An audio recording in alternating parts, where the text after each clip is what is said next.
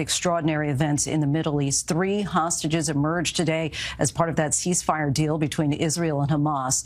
This is the moment when Hamas handed over the women in a crush of soldiers. The Red Cross returned the women to Israeli forces after 15 months in captivity. The heartfelt embraces and emotion as these families have the reunions they have demanded and hoped for more than a year.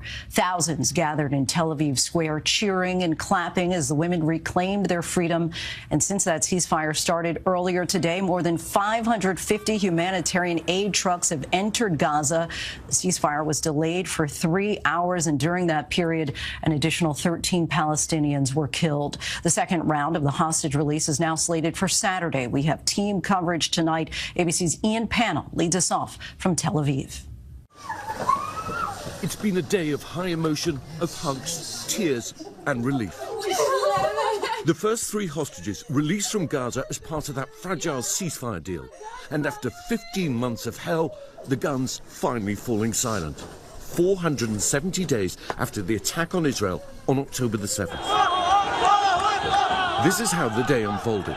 3 young women, Romi Gonen, Emily Damari and Doron Steinbrecher, brought from captivity by the very same group that massacred so many and took them captive. Incredibly, it's gunmen back on the streets once.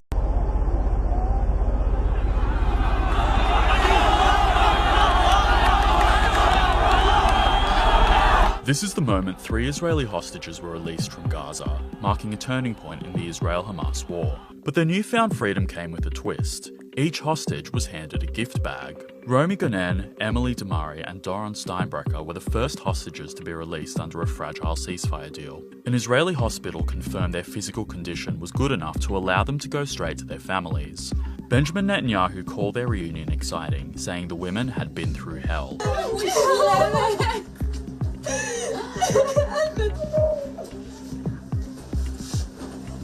The deal will see 33 Israeli hostages released over 6 weeks in exchange for hundreds of Palestinian prisoners. Aid is flowing into Gaza, and Israeli forces are pulling back to let displaced Palestinians return home.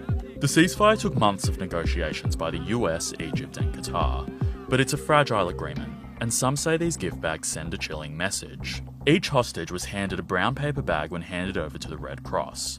You might think these were the hostages' personal items, but inside were so-called souvenirs. Photos of the hostages during captivity, a commemorative image of Gaza, and a certificate stamped with Hamas's crest. Hamas didn't explain the bags, but the gesture has sparked debate. Some say it's psychological manipulation, a reminder of the group's power over the hostages. Others see it as an attempt to control